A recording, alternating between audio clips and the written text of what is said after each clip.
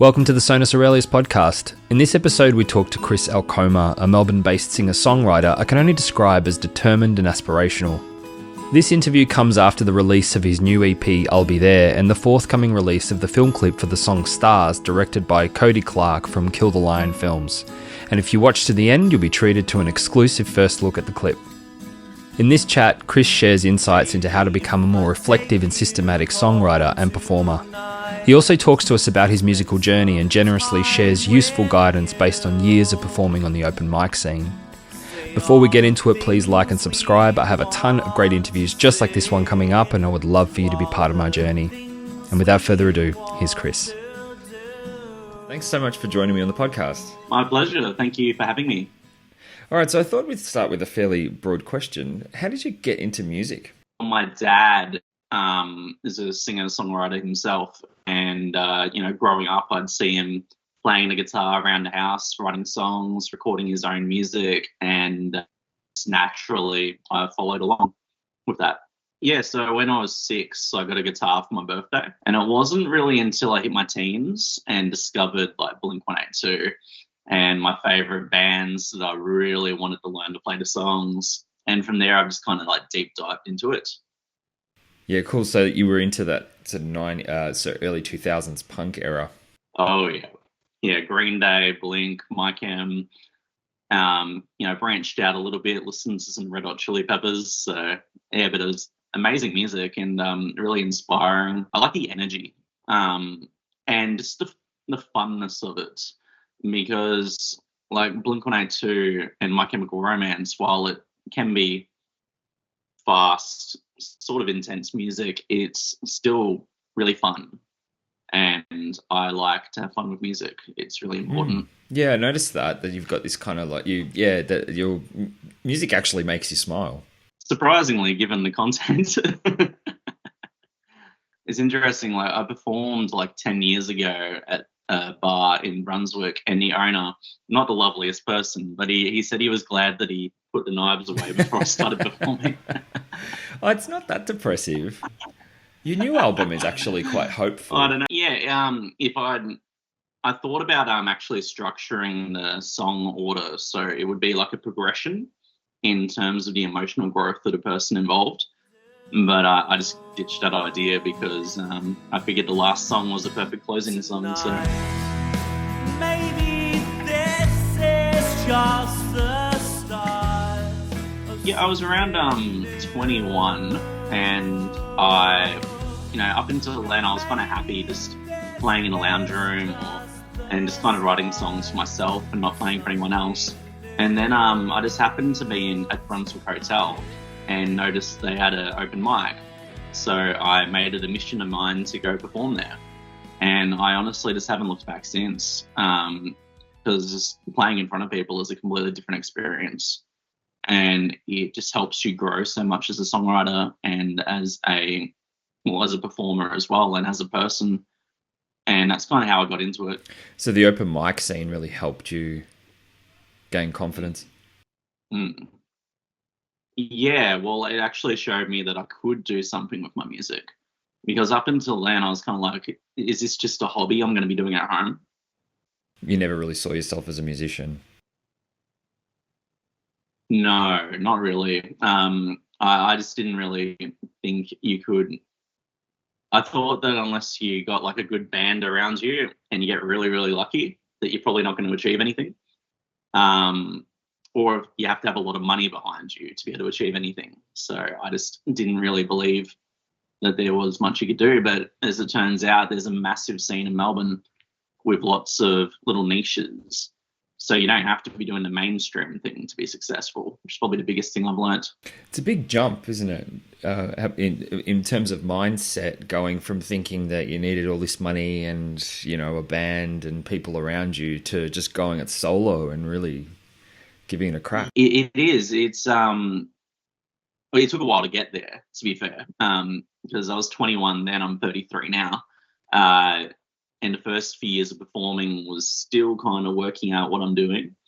But I don't know. As soon as I fell into that category where I believed I was a musician, I haven't looked back, and I've really believed in what I'm doing. Yeah, so it's really become a part of your core identity now.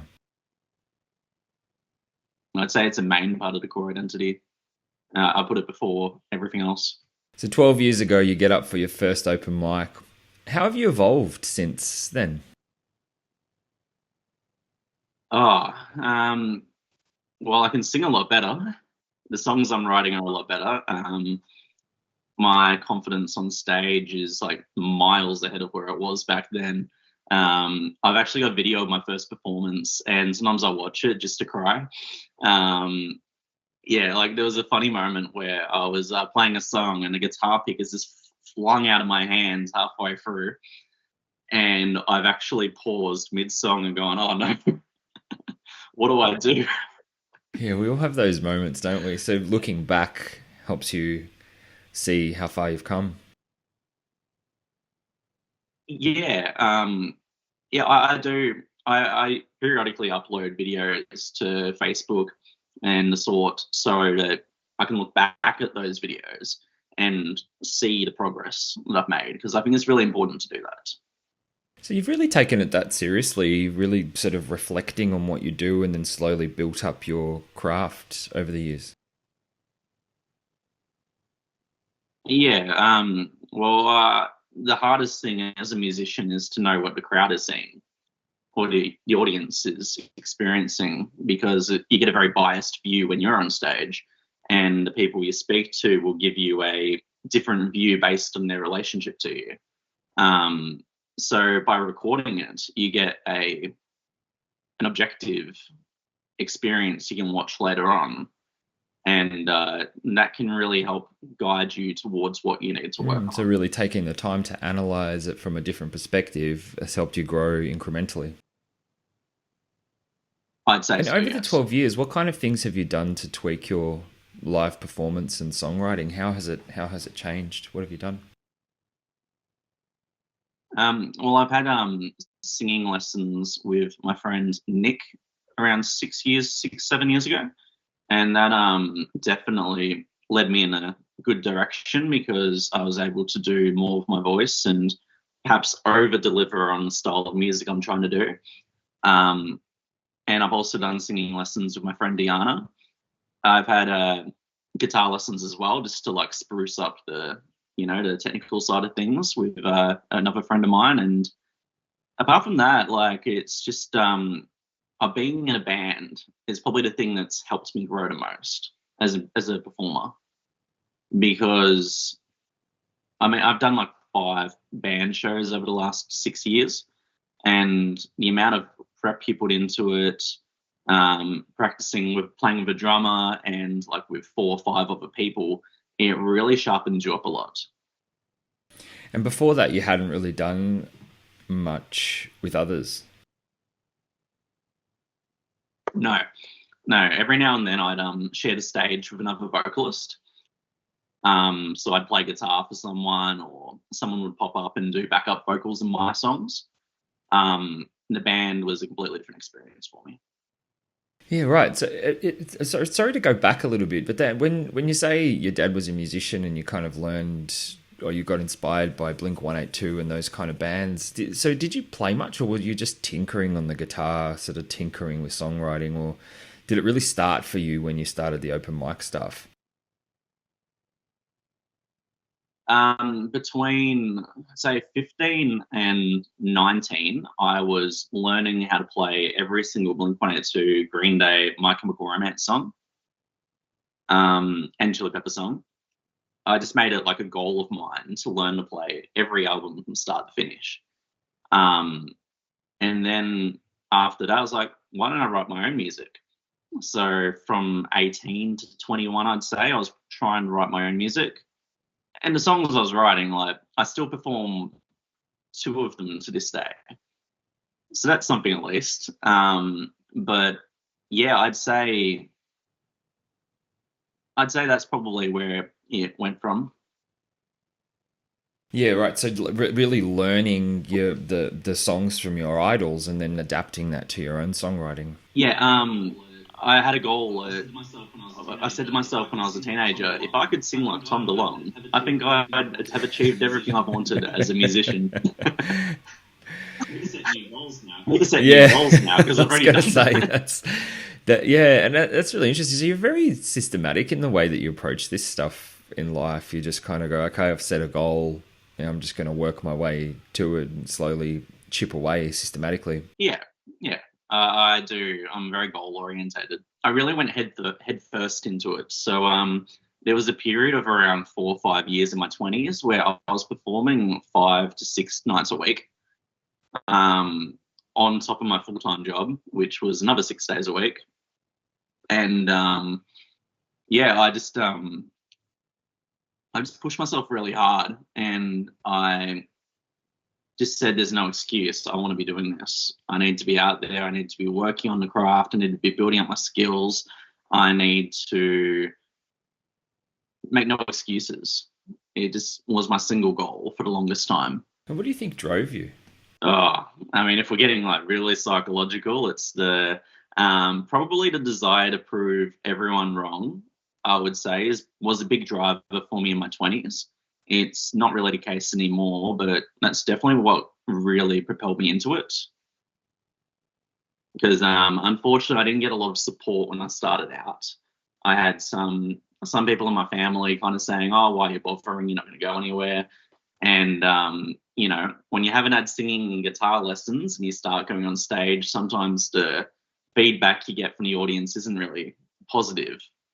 But I've since, well, two things. One, I've learned not to really care what people tell you, because not everyone's opinion is valid, or something you should pay stock to. And two, I've actually learned to improve on those things so that I don't quite get the same feedback. So yeah, and through the process, you've really grown and sort of shifted your mindset from being worried about what other people think to finally sort of coming into your own. Mm-hmm. Yeah. Well, strangely enough, running open mics in 2018 is probably, or 2017, 2018, was probably the time when I had the most personal growth in that regards.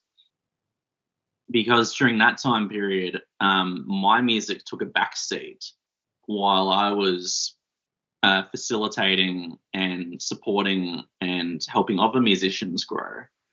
And when you do take that back seat, it really gives you perspective, and it really helped me believe in myself as a musician more, having taken on that role. Yeah, what about it do you think helped? Well, number one, it's very humbling to be surrounded by musicians who are like just incredible. And the open mic scene is surrounded by people who should be famous, but they're not yet. Like I've literally had people on stage who I'm just looking at them going, how are they not performing in front of 100,000 people?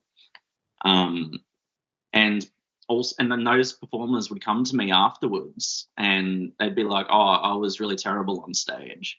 I'm really embarrassed by my performance. And, some of the most talented people I've met have also been the most insecure about their music. And that really lit off this light globe inside of me that maybe just because I feel a certain way doesn't mean it's the case. It helps you put things into perspective. Definitely. Yeah, it's usually always the most amazing people I've met, the most amazing performers I've met that have been the most insecure. And at the same time, that helps you because you see someone doing such a good performance and still feeling that insecurity. It almost normalizes it. Yeah, it definitely does. What is it? I said to myself once a month ago, I believe it was, as I got off stage, and I was quite annoyed at myself because I didn't perform to my standard. And I remember saying to a friend, I was like, I truly believe you haven't made it as a musician unless you've stormed off stage angry to a big applause. So I don't know if I'm quite at their level, but I feel like I'm at the insecure, angry at my performance level. So that's something you've struggled with all your life, it seems, this perhaps a sense of insecurity. Yeah, definitely. Well, music is a very exposing art. Well, what is it? It's an exposing activity. You're very vulnerable when you're on stage. Number one, you're basically doing a massive speech in front of a room full of people, which most people in the population struggle with.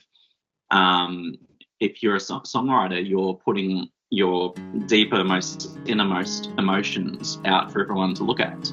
And you're also performing, so you're singing and you're playing your instrument, which you have to perform to a certain level. So there's a lot of pressure when you are on stage. If what we have is enough, you wouldn't need to drink yourself to death every night. Yeah, and at the same time, it's kind of exhilarating because, you've really thrown yourself at it. And it's obviously a testament to your resilience, because if you're dealing with that insecurity or that feeling of, things aren't necessarily good enough, I haven't done it to my standards, that sort of thing, but still persist and still get up every day and still, reflect on what you're doing and learning from your mistakes, but also learning from your wins. Yeah, it's the biggest rush being on stage. Like the feeling you get after a band show is just a high that follows you for days afterwards. And, I believe that you do get the opportunity afterwards to reflect on your performance, and the way you take the experience is probably the most important thing. So if you let the bad emotions weigh you down, it's not going to help you move forward. You've got to learn and you've got to take steps forward for your next performance. Wow, yeah, and you've really learned to overcome that and keep moving forward, keep building your craft. You don't stop learning and you don't stop working on it as well. As if you're not vigilant, you can take steps backwards. So it is really something you have to monitor and really work on. Have you always had a growth mindset? Or is this something that's sparked in you over the last 10 years or so? It's hard to say. I don't particularly believe I was the most motivated teenager. I was pretty slack and lazy, as most teenagers are. I played along to my favourite bands just because I loved doing it. It's not because I wanted to improve. It was just kind of like, I want to play every Blink-182 song. So that became my thing. I'm going to do that. I would say that the growth mindset only started after I started performing, and when I was getting some negative feedback. And then a part of me was like, no, fuck you. I'm going to be better than that. I'm going to prove all of you wrong. And that was my mission, to be the best in the room. I'll probably never get to that point because there's always a bloody musician who's incredible. But, as long as you're striving to be better, you're going to achieve a lot of goals and you're going to do great things. And that motivation, you mentioned earlier that it's kind of slightly shifted. So once it was about proving others wrong, how has it changed now to today? I would say that after I realised I kind of already achieved that I needed something else to drive me, because you can't just keep going off negative feelings when you're moving forward. And I did realise eventually that performing to prove other people wrong is a really unhealthy approach. And I'm in it for the love of music and the love of songwriting. And that's kind of where I am now. I just want to create the best music that I can. And that's my biggest driver for me right now. And so how do you create music? What's your process? It's changed a little bit over the years, but in the last year, I've probably written 15 songs, and more than that. And every one of them I've kind of followed a similar format. So generally what I do, I'll pick up the guitar, I'll fiddle around until I find a progression or a feel that I really like, and then I'll blurt out some lyrics. I'll write those lyrics down and I'll look at it and be like, all right, what is this song about? And as soon as I figure out what a narrative is, I sit down and I do not stop until a song is done. And it can take 20 minutes, it can take an hour, however long it takes. I'll just sit down and nut it out until it's done. So you're really systematic. Well, as soon as I realize that's what worked for me, it's something I kind of stick to. And what have you found have been the recurring themes in your music? Heartbreak, the whole relationship kind of Taylor Swift kind of stuff. Well, I actually consider music as one of the ways that I express my emotions in an open way that I perhaps wouldn't normally. So a lot of the songs, if you listen to them, you can really kind of tell what my mindset is around the time I've written it. Except for last night, I kind of departed and wrote a song which is completely unlike anything else I've done because it's got nothing to do with me. So every now and then you'll do something completely random and weird, but I still wrote it in the same way. Yeah, so in the past you've written songs that have been about personal experience, and it seems like now you're kind of breaking new ground. Yeah, well, I was at a musical yesterday, The Boy from Oz, and when I was watching it, this idea just popped in my head out of nowhere, and it's just like, why can't I just pick a story and write a song about that story? It's such a basic idea, but it just popped in my head and I just went home and I wrote that song. It was very exhilarating. What I wanted to do is I wanted to write a My Chemical Romance song, but I'm not My Chemical Romance. I don't normally write music similar to their music. So I thought of what the normal themes in their music would be. I thought about what their chord progression would be. And I sat down and I wrote a song as if I was that band. Right. So you put yourself in the like, I guess, in the mind's eye of some of your favorite musicians and try to write from that perspective. Yeah. And I can look at the lyrics subjectively and say that they're not as good as that band's lyrics would have been. But still, just to be able to do that has shown me that I'm capable of doing something different to what I've been doing the last 15 years. So, and what's your spin then on the music? How do you sort of add your fingerprint to the song? Well, I feel like naturally you're always going to put your fingerprint on anything that you do. That's why when 100 people cover one song, it's always going to be different in lots of different ways. So I did like a scratch recording on my phone and I sent it to one of my friends last night. And he said, oh, look, if you didn't tell me it was My Chemical Romance kind of tribute song, I would have thought it's just one of your songs because I can hear you in it. Little things you would normally put in your music. So I don't know what those things are, but they must be there. Yeah, and those who know you well or know your music well can are starting to pick up on that, which is a good thing.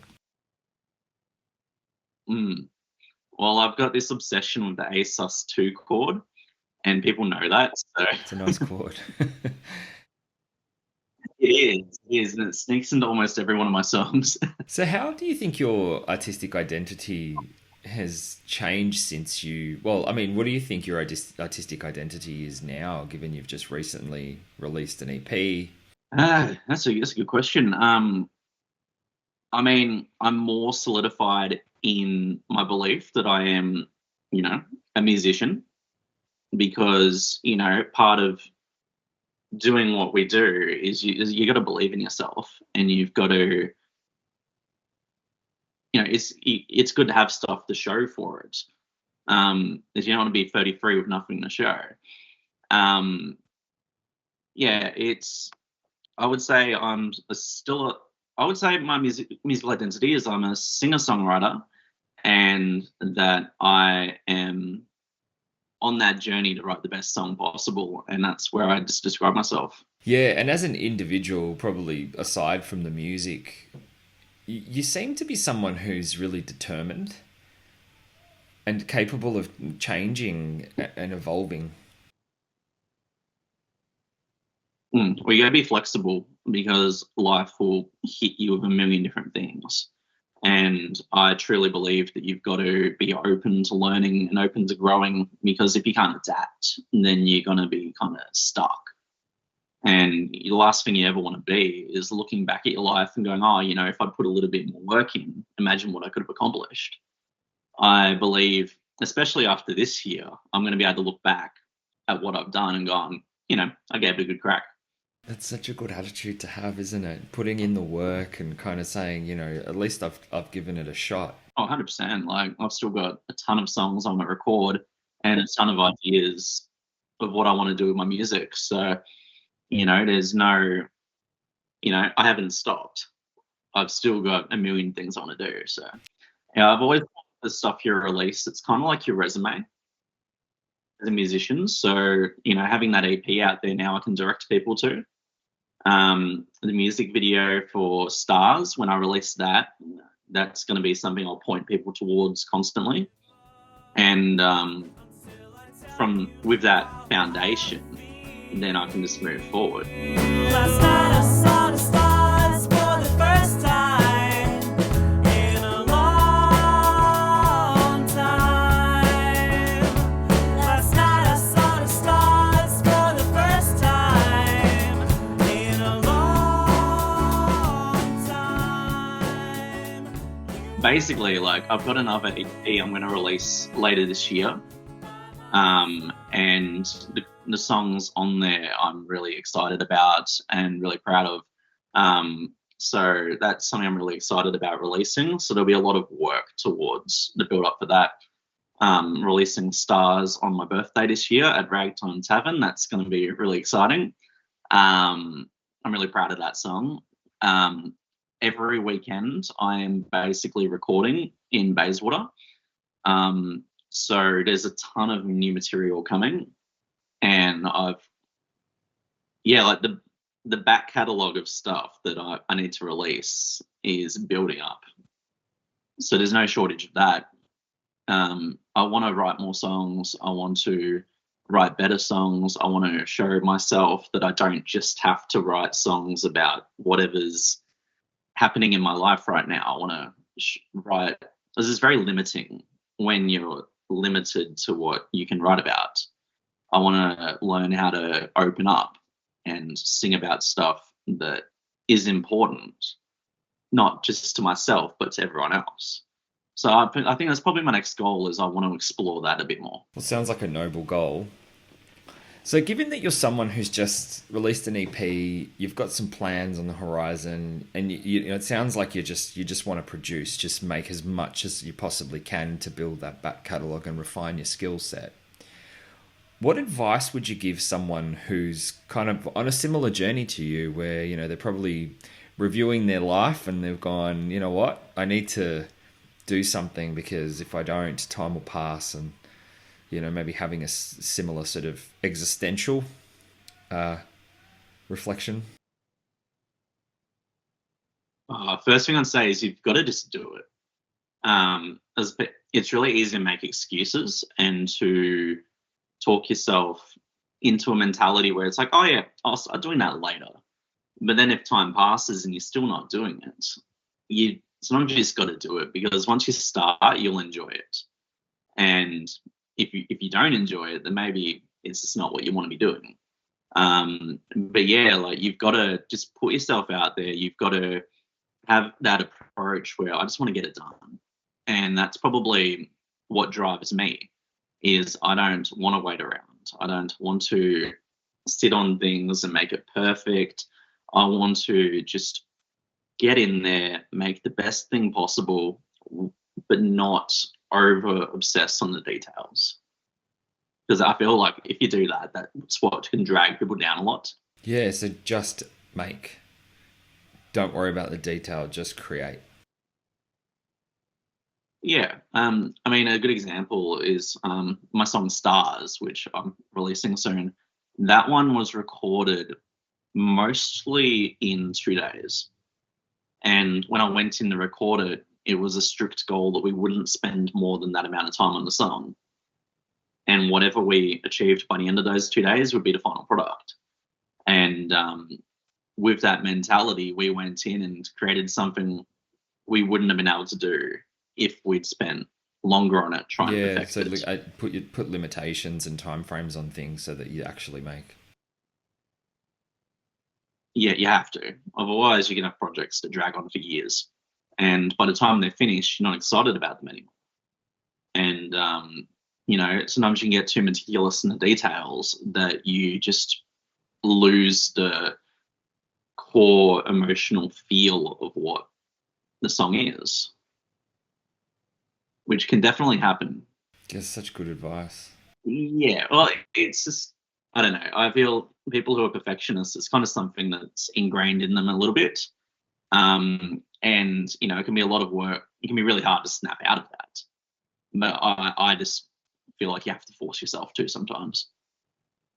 Because, I had an experience recently where, so the song I recorded after Stars, we spent a lot of time trying to get the vocals to sound right. So we're playing around with different microphones, and this is like spread out over weeks to months. Like, it was kind of like we're going back to that song constantly and trying to fix it. And by the end, we just looked at it and like, I think we just ruined this song. We'll go back to the original mic we used I was in like, the first cut. I kind of liked the original of it a lot, but just trying to like perfect that sound. But then every time you go in to sing, your voice is different because every day your voice changes, and depending on what you've eaten, what you've drank, how well you slept, all of these things affect how your voice sounds. So you can't go back and re-record one verse. You got to re-record the whole song. That's what I believe, at least. Yeah, I completely agree with that. Every performance is different. Yeah, but you got to just get it done. That's how I write my music, is I refuse to stop writing a song until it's finished, because I know that if I try to write it again later, my mentality is going to be different, and it's going to turn into this project that I might not even finish. You've got to do it while it's hot. That's great advice. Thank you so much for your time, Chris, today. I'm really excited about the fact that I'm able to use your new film clip for Stars. Exclusive. In the podcast, and I think that I'm really excited about seeing how you progress as a musician. I know I've only known you for a short period of time, but from what I've seen, you're a really dedicated and determined individual who's making a lot of gains, and I think that it's it's good from my perspective to watch your journey. Oh, thank you very much. Oh yeah. Oh my god, dude, this is good stuff. Yeah. Oh, a seashell.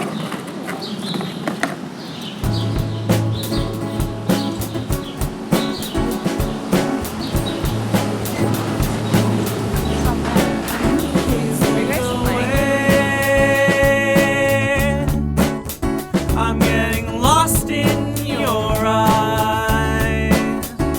I can't breathe for the first time,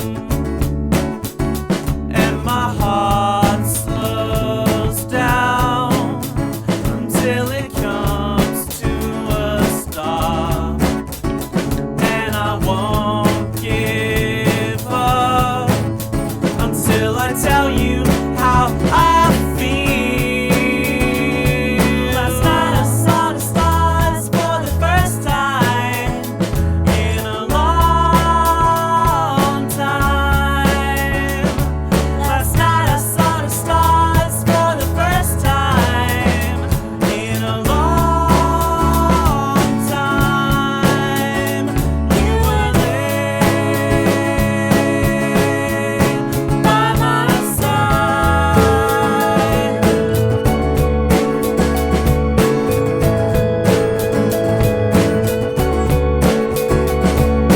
No, it sounds cliche, but it's driving me insane, and I'm starting to imagine that this could all be real. I'm not the type of guy